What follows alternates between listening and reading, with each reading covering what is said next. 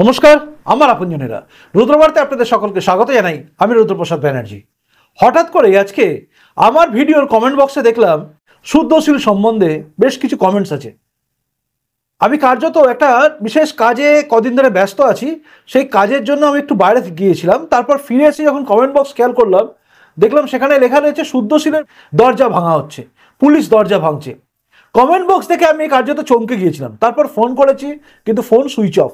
তখন শুদ্ধশীলের বেশ কটা ভিডিও দেখলাম এবং সেখানে দেখলাম তার বাড়িতে পুলিশ কিভাবে সকালবেলা 10টা 22 নাগাদ দেখছিলাম ভিডিওটা তৈরি করা হয়েছে, মানে সিসিটিভি যেগুলো আছে সেখানে দেখা যাচ্ছে কিভাবে পুলিশ, বেশ কিছু পুলিশ সেখানে দাঁড়িয়ে আছেন, তারা অফিসার আছেন এবং অনেকে কনস্টেবল আছেন আর সিভিকও আছেন মনে হয়, এবং ভিডিওগ্রাফি করার জন্য দুজন আছে দেখলাম, মহিলা পুলিশও ছিলেন। তারা সবাই মিলে হাজির শুদ্ধশীলের বাড়িতে, শুদ্ধশীলের বাড়ির দরজার সামনে তারা হাজির। আপনারা দেখুন সে ভিডিওর একটা অংশ দেখছেন। তো হঠাৎই সেখানে পৌঁছে গেছে। আমি দেখছিলাম বিগত কটা ভিডিও তা দেখলাম সেখানে শিলিগুড়ি পুলিশ নিয়ে একটা ছিল, তার যে শিলিগুড়িতে তার নামে একটা, শিলিগুড়ি থানায় তার নামে একটা এফআইআর হয়েছে। তবে সেই পরিপ্রেক্ষিতে আসেননি। আর এই সিসিটিভি ফুটেজে যে ভয়েসগুলো শুনছিলাম সেখানে জানতে পারছিলাম যে পূর্ব বর্ধমানের কালনা থানায় তার নামে কোনো একটা এফআইআর হয়েছে এবং সেই এফআইআর ভিত্তিতে সার্চ ওয়ারেন্ট নিয়ে পুলিশ এই টিম নিয়ে চলে এসছে। তারপরে দরজা না খোলার জন্য দরজা ভাঙছে। এই ভিডিও আমরা দেখলাম, যেখানে পাচ্ছিলাম শুদ্ধশীলের গলা, দেখুন আমার দরজা ভাঙছে, বাড়ির দরজা ভাঙছে। হৃদয় বিদারক কথা শুনে মনটা টলে যায়। দরজা ভেঙে ইউটিউবারকে নিয়ে যেতে হবে, সার্চ ওয়ারেন্ট আছে, দরজা খুলছে না তাই দরজা ভাঙা হচ্ছে। এত পুলিশ নিয়ে গিয়ে একজন ইউটিউবারকে ধরতে যেতে হচ্ছে, অবাক লাগছে। ইউটিউবার শুদ্ধশীল ঘোষ কি করেছেন আমি জানি না, কিসের অপরাধ তার নামে আছে, কি অপরাধে তাকে পুলিশ এভাবে খুঁজতে গেছে, কিসের জন্য সার্চ ওয়ারেন্ট আছে আমরা বলতে পারবো না, কিসের ভিত্তিতে যে কেস হয়েছে তাও আমরা জানি না। তাই আন্দাজে ঢিল নামের আমি একটা কথা বলতে পারি, সেটা হচ্ছে এত পুলিশ না গেলেও হয়তো চলতো। আমার নিজের অতীত অভিজ্ঞতা শুদ্ধশীলের ঘটনা থেকে মনে পড়ে যাচ্ছিল, যখন আমাকে অ্যারেস্ট করা হলো। আমার একটা প্রতিবেদন ছিল, শুভেন্দু অধিকারী যেটা বলেছেন সেই বক্তব্যটা আমি আমার প্রতিবেদনে দিয়েছিলাম। সেই প্রতিবেদনের পরিপ্রেক্ষিতে আমার নামে এফআইআর হয়েছিল, আমি জানতামও না। আমাকে কোনো নোটিশ পাঠানো হয়নি, না আমার কাছে কেউ এসেছিল নোটিশ দিতে। সকালবেলা আমি দেখলাম প্রেস কনফারেন্স করে শশী পাজা আর কুণাল ঘোষ, এটা এই যে আসছে না আমাদের কি বলে বিশ্বকর্মা পুজো, বিশ্বকর্মা পুজোর ঠিক একদিন পরেই ঘটেছিল, 19 তারিখে, 19শে সেপ্টেম্বর 2022। দেখতে দেখতে 2 বছর হতে চললো। হঠাৎ করে ঠক ঠক ঠক কলিং বেল বাজলো। কে? আমি জিজ্ঞেস করলাম কে? না লোকাল থানা থেকে আসছি। আমার সিসিটিভিও নেই, দরজা না খুললে জানাও যায় না। লোকাল থানা থেকে আসছি বললো, স্বাভাবিক।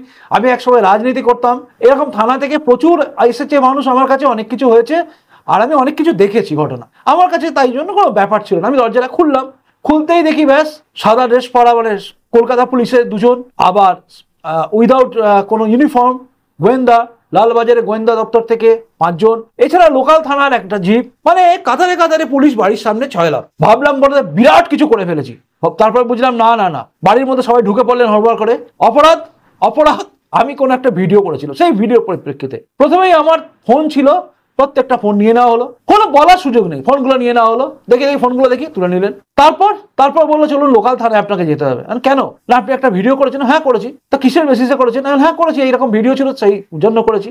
বল না না চলুন আপনি লোকাল থানায় চলুন। যথারীতি আমাকে ওই রকম 2 গাড়ি লোক, মানে পুলিশ নিয়ে যেন টেরোরিস্টকে তুলে নিয়ে যাচ্ছে এইভাবে তুলে নিয়ে যাওয়া হলো। লোকাল থানায় যাওয়ার পরে বুঝলাম যে লোকাল থানার কাছে গিয়ে দেখছি যে লোকাল থানায় আমাকে নামানো হলো না, আমাকে আমার ওই জিপেতেই রাখা হলো। এবং রাখার পরে দেখলাম লোকাল থানায় যারা ছিলেন, আমাকে যারা গ্রেপ্তার করেছিলেন তারা গেলেন এবং সেখান থেকে কি সব নিলেন, কাগজপত্র নিলেন, নিয়ে আমাকে বললেন চলুন। আমি কোথায় যাব? আপাতত লালবাজার। তাহলে সেটা আগে বললেন না কেন? না আমরা বলিনি। অবাক হয়ে গেলাম। লালবাজার যাওয়ার পরে জানতে পারলাম ওখান থেকে আমাকে বটতলা থানায় যেতে হবে। লালবাজারে গেলাম, সেখানে যাওয়া হলো, ফোন যথারীতি আমার 3খানা চলে গেল। এবার বটতলা থানা লক আপ বাস হলো। পরের দিন আপনারা সবাই জানেন প্রিয়াঙ্কা টিব্রাল, যেহেতু শুভেন্দু অধিকারী পাঠিয়েছিলেন এবং বিজেপির লিগাল সেল, তারা আমাকে বাঁচানোর জন্য কোর্টে গিয়েছিলেন এবং সেখান থেকে আমাকে ছাড়ানো হয়। এটা একদম পরিষ্কার, আপনাদের যারা জানেন রুদ্রবার্তায় আমার জীবনে কি ঘটেছিল আমি আপনাদের বলেওছিলাম। যথারীতি একদিন পরে আমি বেল পেয়েছিলাম, কিন্তু খুব কষ্ট লেগেছিল, কারণ আমার বিড়ালের খাবারের অর্ডার ছিল, বিড়াল দুটোর খাবার আসবে বলে। খাবারটা আসবে আমি জানি, আজকেই আসবে আমার কাছে, মানে সেদিনই আসছিল। কিন্তু আমি তাদের বললাম যে আমাকে ফোনটা দিন, ওখানে ফুড ডেলিভারি দিতে এলে পারে, যারা ক্যাট ফুডটা দিতে এলে পারে তাদেরকে ওটিপিটা দিতে হয়, ওটিপিটা আমার ফোনে আসবে। দিলেন না, এটা খুব কষ্ট লেগেছিল। বাকি লকআপে থাকতে হবে আমি জানি, নিয়ে যাচ্ছে যখন কোনো কষ্ট হয়নি। যারা নিয়ে গেছিলেন তারাও হয়তো যদি এই ভিডিও দেখেন তারা জানবেন যে আমি বলেছিলাম ভয় পাওয়ার কোনো জায়গা নেই বা কোনো কিছু চিন্তা আমি করি না, কারণ এসব জীবন আমার কাটানো হয়ে গেছে, কাজে এসব নিয়ে চিন্তা করি না। তো যথারীতি গেলাম, লকআপে থাকলাম, থেকে তারপরের দিন বেরিয়ে এলাম। কিন্তু আমার এই ঘটনাটা দেখে মনে পড়ে যাচ্ছে দমানোর চিন্তা। গোটা রাস্তায় আমাকে ওই অফিসাররা, দুধে অফিসাররা বোঝাতে বোঝাতে যাচ্ছিলেন কেন এসব করেন, এসব না করে তো ভিডিও করতে পারেন এই গ্রামের, কেন সরকারের বিরুদ্ধে আপনারা করেন। সেদিন বুঝেছিলাম সরকারের বিরুদ্ধে করা যাবে না। মজার ব্যাপার কি বলুন তো, আমি কি বলেছিলাম আর কোন কথাগুলোকে আমার বিরুদ্ধে লেখা হয়েছিল, দুটোর মধ্যে ফার ডিফারেন্স। যাই হোক, আদালতে এখন বিচার্য বিষয় চলছে। তবে আমার খুব অনেক পয়সা কষ্ট করে করে একটা ফোন কিনেছিলাম, দামি ফোন, সেই ফোনটা এখনো পর্যন্ত ওইখানেই রয়ে গেছে। মানে ওরা হেফাজতে নিয়ে নিয়েছিল, আর ফেরত পেলাম না। কবে কেস মিটবে তাও জানি না, কারণ তারিখের পর তারিখ পড়েই যাচ্ছে। যাই হোক, তো এটা তো আমার জীবনের ঘটনা। কিন্তু শুদ্ধশীলকে দেখে আমার সেটাই মনে হচ্ছিল। শফিকুল ইসলাম, সেও জেল খেটেছে, লকআপে থেকেছে, আমারও লকআপ বাস হয়ে গেছে, মানবেরও লকআপ বাস হয়ে গেছে, বাকি ছিল শুদ্ধশীল, তারও মনে হয় সেই জায়গায় তৈরি হলো। কিসের কেসের জন্য হচ্ছে আমি জানি না। তবে এইভাবে কি আমাদের দমানো যাবে? উত্তর হচ্ছে না। কোনো ইউটিউবারকে যদি মাত্র কন্টেন্ট করার জন্য, যদি সেটা ভুল না হয়, আমি আবারও বলছি, এমন কোনো কন্টেন্ট আমি করি না যার পেছনে কোনো এভিডেন্স থাকে না, তবুও আমাকে ফাঁসানো হয়েছে। আমি উইদাউট কোনো এভিডেন্স, উইদাউট কোনো কিছু থাকলে না থাকলে আমি করি না। আমি শুভেন্দু অধিকারী একটা বক্তব্য দিয়েছিলাম, কিন্তু তাও আমাকে রাখা হয়েছিল। কাজে এখানে শুদ্ধশীল কি বলেছে, তার কোন কথাটার পরিপ্রেক্ষিতে এত কিছু হচ্ছে, এটা আমরা জানি না। তার দোষ, তার গুণ কি আছে না আছে, এটা নিয়ে পুলিশ বিচার করবে, আদালতে বিচার্য বিষয়। কিন্তু জানি না শুদ্ধশীল এখনো পর্যন্ত কি অবস্থায় আছে, আমি জানি না। তাই আমি আপনাদের সামনে বলতেও পারছি না। আমি শফিকুল ইসলামকেও ফোন করেছিলাম, একই ব্যাপার, সেও বলতে পারলো না কি হয়েছে বলে। কি যে আছে শুদ্ধশীল এখন, যে কি হয়েছে, কি অবস্থা আছে, আমি বলতে পারছি না। তার কোনো পার্সোনাল নম্বর আমার কাছে নেই। যে নম্বরটা ছিল সেই নম্বরে ফোন করেছিলাম, সেই নম্বর সুইচ অফ আছে। আর যেটা দেখাচ্ছে সেটা হচ্ছে 1:20 অব্দি সেটা অন ছিল, তারপর থেকে অফ আছে। এটা হচ্ছে লেটেস্ট নিউজ, আমি এর বাইরে কিচ্ছু জানি না। কিন্তু শুদ্ধশীলের কি হচ্ছে না হচ্ছে, বর্ধমান মানে পূর্ব বর্ধমানে কালনার থানায় এটা হয়েছে, খোঁজ নেবো নিশ্চয়ই আপনারা। আর কালনা থানার আশেপাশে যারা আছেন তারা একটু খোঁজ নিয়ে জানাবেন যে শুদ্ধশীল ওখানে আছেন কিনা। আপনারা যারা কমেন্ট বক্সে কমেন্ট করবেন, একটু জানাবেন যে শুদ্ধশীলকে কালনা থানায় নিয়ে যাওয়া হয়েছে কি। উত্তরটা জানার অপেক্ষা আমি রইলাম। শুদ্ধশীলকে নিয়ে আমাদের সবার চিন্তায়। আর একটা কথা আমি আপনাদের সবার সামনে বলি, সেটা হচ্ছে শফিকুল ইসলাম বলুন বা শুদ্ধশীল ঘোষ বলুন বা মানব গুহ বলুন বা আমরা যারা আছি, আমরা হয়তো আলাদা আলাদা সবাই প্রতিবেদন করি, কিন্তু আমরা সবাই এক।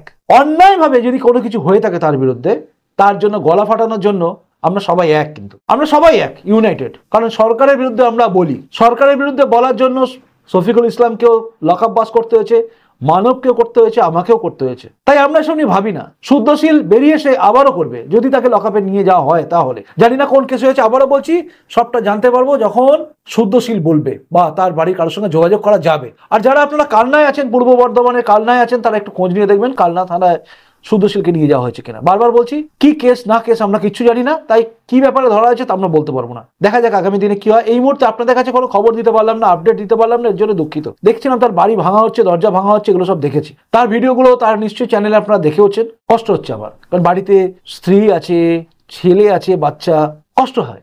আমার তো কেউ নেই আগু পিছু, ফেলে গেলে দুটো বিড়ালকে ফেলে চলে গিয়েছিলাম, কিন্তু এদের আছে, কষ্ট লাগে। যাই হোক, মনটা যেন ওই দিকে চলে গেল, শুদ্ধশীলের দিকে। ভাই আমাদের কি অবস্থা আছে আমরা জানি না। তবে প্রতিবাদ কিন্তু থামবে না, প্রতিবাদ কিন্তু চলতেই থাকবে, প্রতিবাদ থামবে না। যে কোনো ভুল সরকারে হবে সেটা আমরা বলবোই, যেটা অন্যায় সেটা আমরা বলবোই। কারণ আমরা মেরুদণ্ড বিক্রি করতে আসিনি, মেরুদণ্ড আমাদের সোজা আছে, শিরদাঁড়া সোজা রেখে আমরা করে যাচ্ছি প্রতিবেদন।